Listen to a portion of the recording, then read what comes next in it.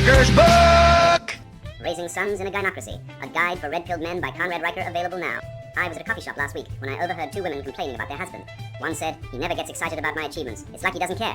The other nodded and said, "Mine just grunts and changes the subject." Meanwhile, I watched a guy at the next table light up like a kid on Christmas when his buddy told him he got promoted. No hesitation, no fake enthusiasm, just pure, unfiltered hell. Yeah, man, that's the difference. Men don't perform emotional theatrics for each other. We don't need to. Our respect is silent, earned, and real. But the moment a man doesn't throw a parade for his wife's gluten-free baking diploma, he's labeled emotionally stunted. Funny how that works. Social conditioning has turned men into emotional mules, expected to carry the weight of female dissatisfaction without complaint. A woman vents for an hour about her boss, and if a man dares to suggest solutions instead of nodding like a bobblehead, he's not listening. But if he stays quiet, he's checked out. Heads she wins, tails he loses. This isn't communication, it's a rigged game. The truth? Men process stress differently. We fix things, we don't revel in problems. And when we do speak up, it's often met with, "Why are you so angry?" No, sweetheart, that's not anger. That's a man who's tired of being your emotional landfill. Ever notice how the same people who scream, "Nationalism is evil," have no problem with the EU dictating laws to sovereign nations? Or the UN pushing gender quotas on countries that never asked for them? That's not progress, it's colonization with a smiley face. Transnational governance is just old-school imperialism in a woke trenchcoat. They don't want borders because they don't want resistance. A strong nation with proud men at the helm is their worst nightmare.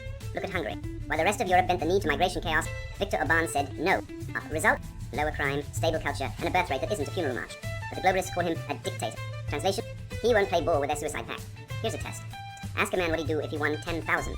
If he says invest in stocks or buy tools, he's a builder. If he says book a yoga retreat in Bali, run. Men who chase experiences over legacy are just consumers with a pulse. Real men create. They don't collect passport stamps like merit badges for mediocrity. My grandfather fought in well, came home and built a business with his hands. Today they call him toxic for working too much. But that business put 3 kids through college. What's your Instagram story doing for the next generation? Marx called labor alienating, as if men are oppressed by the very act of providing. Tell that to the guy who beams with pride showing his kid the house he built. Marx was a leech who never held a real job. He mooched off Engels while writing fan fiction about worker utopias. Meanwhile, the men who actually build things, the welders, the farmers, the engineers, don't have time for that nonsense. They're too busy keeping the lights on.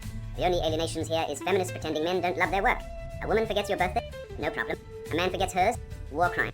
This isn't about dates, it's about power. Women test men because they need to know you're unshakable. If you get bitter over small slights, you've already failed. My ex conveniently forgot our anniversary once. I didn't sulk. I took my son fishing instead. By midnight, she was blowing up my phone. Why? Because women don't respect men who crumble over trivia. The lesson? Be the oak, not the weeping willow. The personal is political, is the biggest con in history. It's how activists turned your living room into a battleground. Your kid's bedtime story? Patriarchal? Your wife making dinner? Internalized oppression? This isn't liberation. It's mental illness with a megaphone. Real men don't politicize love. They protect it. When my son skins his knee, I don't blame toxic masculinity. I tell him to walk it off. And guess what? He does, because pain isn't oppression. It's life. Here's a fact. Men who can't fight can't lead. I don't care how many gender studies degrees you have. If you can't throw a punch, you're a liability. The world isn't a safe space. When seconds count, the police are minutes away. I taught my son to box at 12. Not because I want him to be violent, but because I never want him to be helpless. The Gynocracy hates this.